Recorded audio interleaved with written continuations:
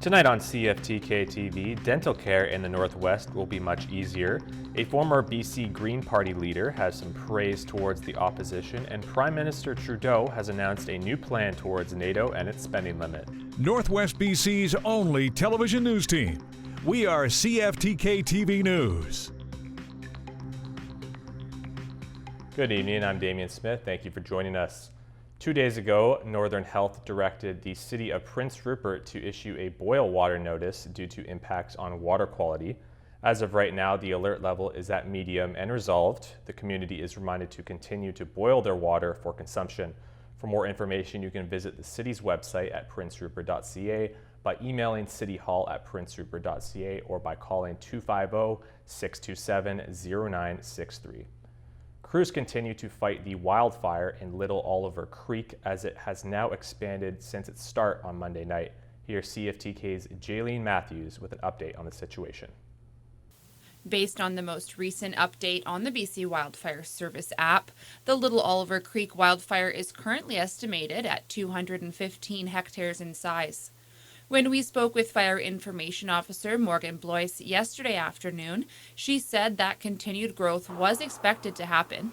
Right now it is classified as out of control, so continued growth is expected at this time. However, it is burning in a very rocky and cliffy area up into the Alpine, which makes it challenging to move too quick without the appropriate wind and weather.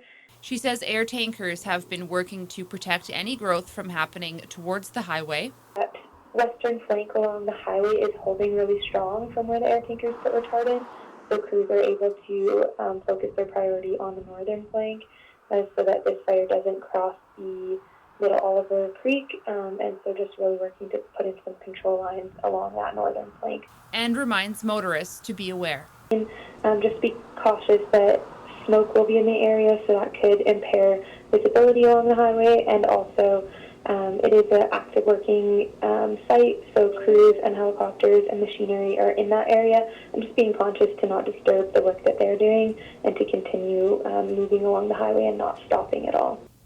For CFTK News, I'm Jaylene Matthews. And just announced on Tuesday, British Columbia is set to have a provincial-wide ban on campfires starting tomorrow afternoon. As we hit the hottest time in the nation, the West Coast is not the only area dealing with these more intense conditions. Kathy Lee from Calgary has the latest. A week of sweltering heat in BC and lightning strikes sparking dozens of new wildfires. Our fine fuels out in the forest are already reaching their sort of maximum dryness, so they're very susceptible to ignition right now. Prompting a province-wide campfire ban starting Friday. This family arrived at their site just in time. We're going to have a nice fire and enjoy it. The heat wave also gripping Alberta and forcing the evacuation of a northern community in Little Red River Cree Nation as a wildfire moves closer. We are in extreme fire risk and in fire danger in the north based off of the maps from Alberta Forestry. Many of the fires that we had start over the last week have been caused by lightning. Environment experts say there are 86 heat warnings across the western provinces. BC hit 53 temperature records Tuesday, Alberta 18. Those at the Calgary Stampede just trying to stay cool. It is pretty hot. Like when I saw the misses, I was like, bingo. No, I don't like it at all. I was so prepared, but I didn't know it was going to be this intense. Intense weather also on the east side of the country, but the opposite. Remnants of Hurricane Beryl brought a deluge of rain to southern Ontario and Quebec, flooding highways. Basically, we're just stuck here. Doesn't look like it's going to improve anytime soon. It's just absolutely doing what it was supposed to do, and likely to be an all-day affair here in Ontario and Quebec. Environment Canada forecasting rainfall totals between 40 to 60 millimeters. Oh, I think we need it. All my plants were dry. Never miserable. Life's too short to be miserable. I don't really like the rain. I prefer the sun. That intense heat from the sun will keep moving east. Temperature records are expected for Saskatchewan and Manitoba today and tomorrow. Kathy Lee, CTV News, Calgary. Many residents of the Northwest stand to benefit from free, accessible dental care, and MP Taylor Bachrach says that access is now a little bit easier. Jaylene Matthews explains. How often are you? Recently, the federal government announced they're changing the new federal dental program so that dentists no longer have to sign up beforehand. MP for Skeena Bulkley Valley Taylor Backrack says this case-by-case management will hopefully attract more dentists to the program. It's been a bit of a slow start to the program here in the Northwest. Other parts of Canada are seeing many more dentists sign up and participate. We need to get dentists on board because we can't do this without them. Criticism has included dentists being wary of new paperwork, which requires adequate staffing to handle, and managing patient plans cohesively with the government. One of the things that I hear is, they've been burned by other programs. They didn't have positive experiences. According to Backrack, there are currently no dentists signed up for the program in Terrace or Smithers. However, 6 dentists did sign up in Prince Rupert. The MP says he's hopeful that with these new changes, dentists will get on board. The changes that came on the 8th mean that dentists can participate simply by submitting a claim to Sun Life through the program for patients that qualify for the program, which is seniors, it's people living with disabilities, it's youth under 18 who come from lower income households. These are all people that should qualify, and once they're signed up, they can go to their dentist and ask if they're willing to submit a claim on their behalf. And there's 9 million Canadians that stand to benefit from getting care under this public program. And I talk to people all the time, especially seniors, that have dental challenges that they can't get addressed because they can't afford the cost. And we know that oral health is part of our overall health. So if they're not addressing their dental needs, oftentimes that results in their overall health deteriorating. And then they end up in our healthcare system with bigger problems. For CFTK-TV News, I'm Jaylene Matthews. As of this morning, Prime Minister Trudeau has just announced that Canada plans to spend to the 2% of its GDP on defense by the year 2032. As the NATO summit wraps up, here's Judy Trin with a recap on the 3-day event. With the addition of new member Sweden, NATO is now 32 nations strong. Today, we're stronger than we've ever been. NATO is vowing to protect Ukraine from Russia for years to come. The new agreement calls for a 3-star general to coordinate military support from a German command post. $59 billion in aid over the next year will flow. It includes fighter jets donated by the Dutch and the Danish, and more air defense systems, along with other weapons, all leading eventually to Ukraine joining NATO. I think it's very important to give a message to the Kremlin from here that Ukraine's path and bridge towards NATO membership is now irreversible. Volodymyr Zelensky is pushing for implementation of the new measures as quickly as possible.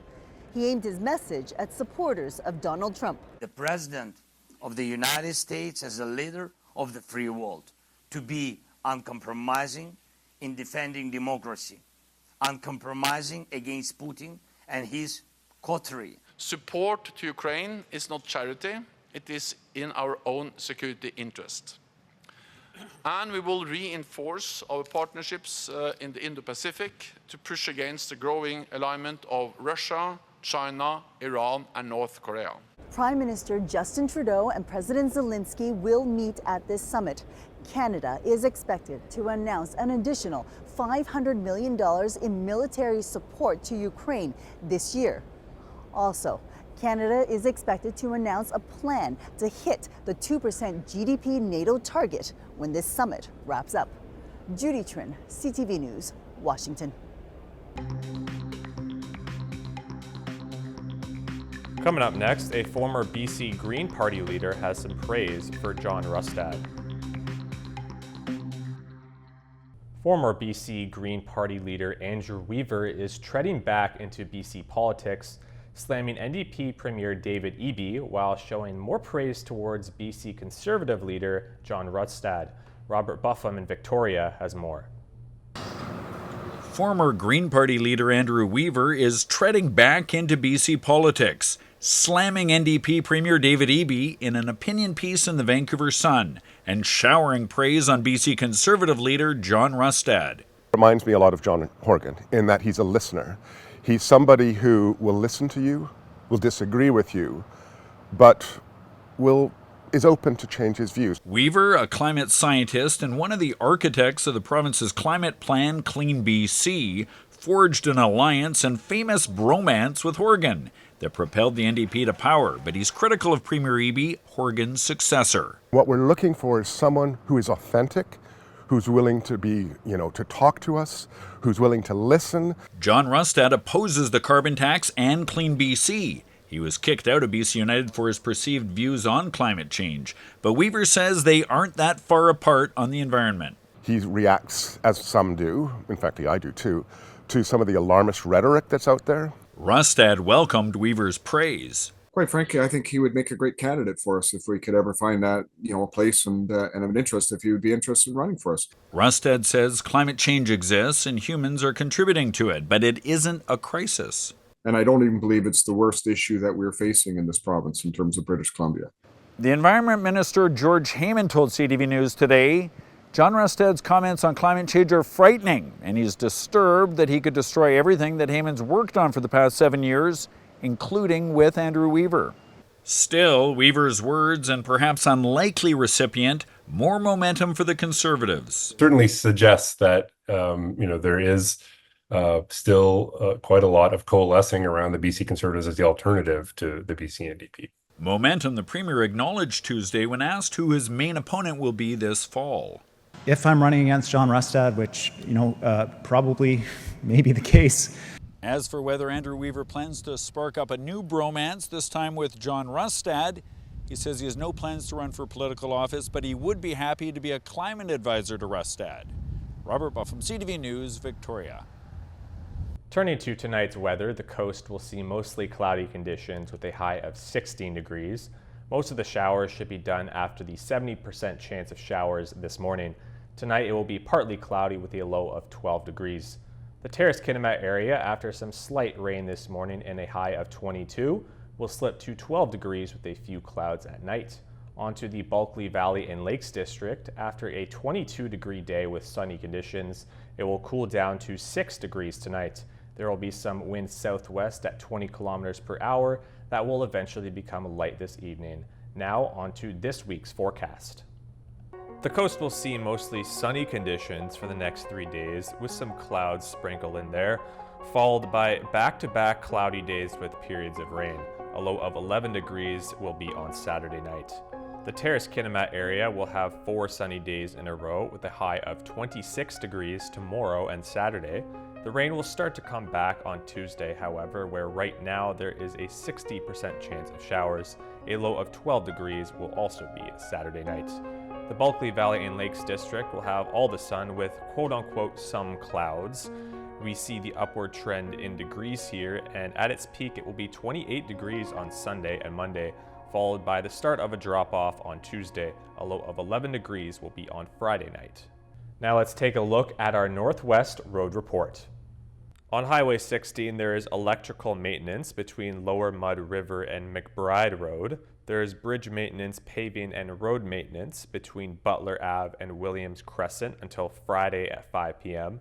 There is also bridge maintenance between Penny Access Road and Dome Creek Camp. On Highway 37, there is frost heaves between Dease River Bridge and the end of Highway 37. And in both directions, there is maintenance between Highway 37A, Junction, and Deltaic Bridge. And here is a highway cam report from the roads around the region.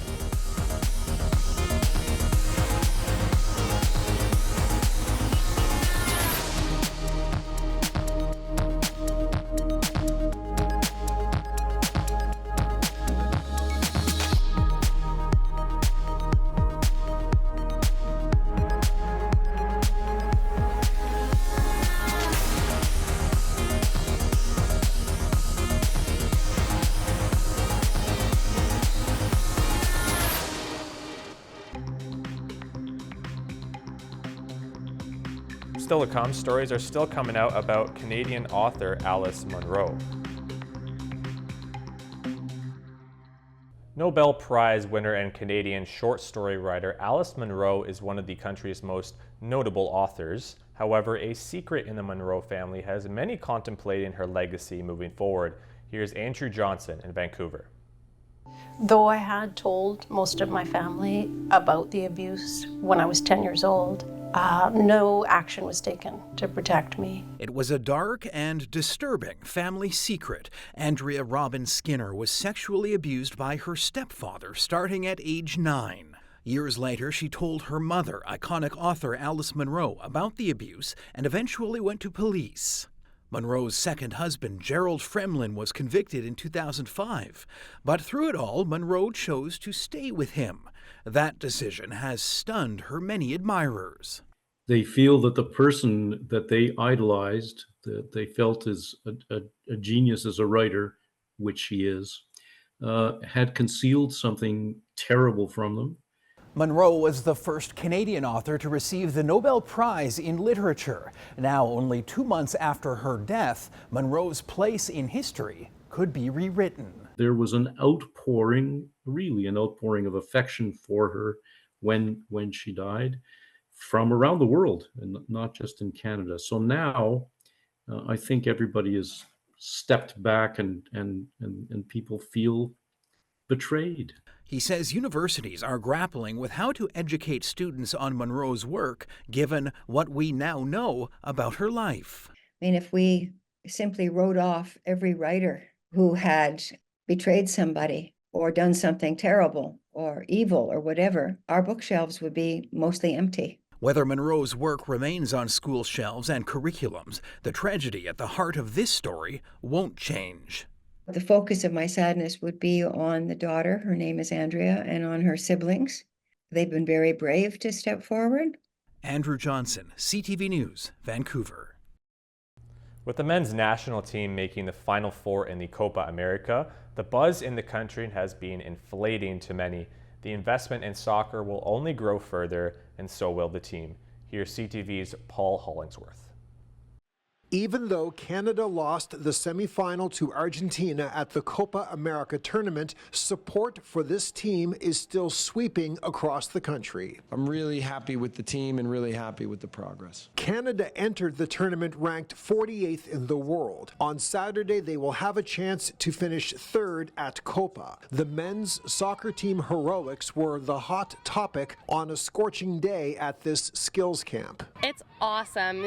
You can just hear there's buzz around Canada right now about men's soccer, which we haven't had. We've seen these exciting moments previously in other sports. When Vince Carter was dazzling Raptors fans with jaw-dropping slam dunks, it led to a surge in basketball growth in Canada. Tim Schwager expects the same for soccer. I think it's almost showing the younger kids, especially the younger kids, that soccer is not just a European sport. Soccer success also means big money. By reaching Tuesday's semifinal, Canada has pulled in a guaranteed $4 million US. They will add an additional $4 or $5 million based on the outcome of Saturday's third-place game. A Canadian soccer official said that money will go to player compensation, tournament fees, overall deficit reduction, and soccer programming across the country, which means grassroots organizations will likely benefit. When the women's program did win the Olympics or major tournaments and money was coming into the program, it is trickled down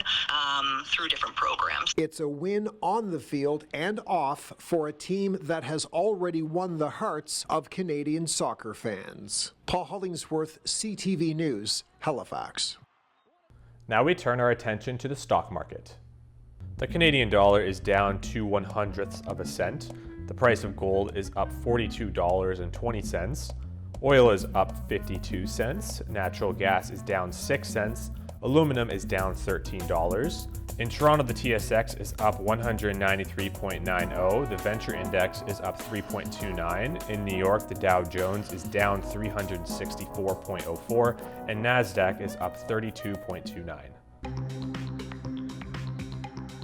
Coming right up, a wedding sees a bride's dress catch on fire during a walk down the aisle. Ticketmaster is typically the go-to when it comes to purchasing for entertainment, but after customers' private information has been compromised, how and will customers use the site going forward? Yasmin Gandam in Vancouver has the latest. Welcome to the acoustic setting. Ticketmaster may be going out of style. Thousands of ticket purchasers in panic after the company sent an email to customers saying information including email addresses, phone numbers, and credit card data may have been compromised by an unauthorized third party. The hack happened between April 2nd and May 18th of this year. And here we are basically 3 months later, just hearing about it now. I mean, to me, that's the biggest concern. Now some local customers are taking action. So I've had to cancel all my credit cards that I use with Ticketmaster. I go to quite a few events, like I was just at the Stones on Friday. I love going to Canuck games and concerts, etc. And I've had Ticketmaster, I guess, since I can remember.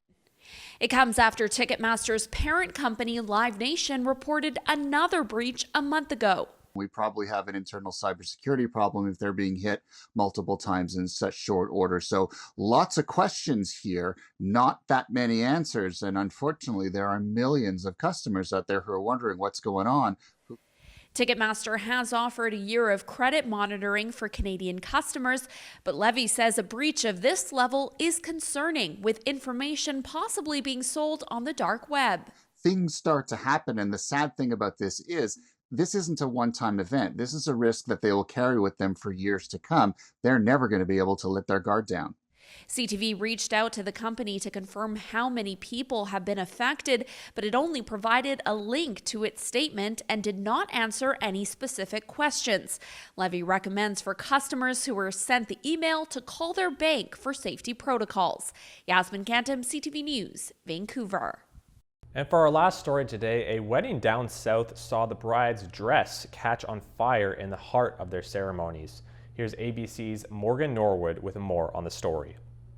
For Lupe and Luis Quijano, their wedding day was pure marital bliss. That is until Lupe's wedding dress suddenly catches fire. In this now viral video, you can see the feet-long flames erupting at the center of the aisle as guests rush to the bride and groom. I didn't know anything that was going on until we stopped kissing, and I looked up and I saw two of my friends running towards me, and I turned back to look to see what was going on, and that's when I noticed that my veil and my dress had caught fire. At a closer look, those small fires begin at the bottom of Lupe's dress and veil before slowly spreading. It was a beautiful moment, but I started to notice there was a little too much chaos going on. I heard a scream that didn't sound like a cheer, it sounded more like a panic. The family believes the bridal blaze was caused by floating candles placed along the aisle after reams of paper streamers were thrown at the happy couple, igniting the flames from the candles below. We kept telling people, please stop throwing the streamers. This was all happening from the front to the center of the aisle. It was the people in the back that still hadn't really seen what's going on, so the streamers kept being thrown. They were the items catching fire. And while some couples aim for a simple candlelight approach, others are taking on flashier spectacles like this stunt performer couple who deliberately set themselves on fire. Weddings are typically a once-in-a-lifetime occasion, and people want to go big or go home. And so what's bigger than fireworks or pyrotechnic? You're putting on a show. This is maybe the biggest show you're going to put on in your life. For Lupe, it was her quick-thinking guest who saved the special day. We don't think about, we got to invite military, firemen, a seamstress. It just happens that those are the immediate people in our lives. They literally just jumped into action to, save everyone, situations. So I don't know, it kind of makes me feel really loved. That's all our news for now. I'm Damian Smith and you're watching CFTK-TV. Thanks for tuning in.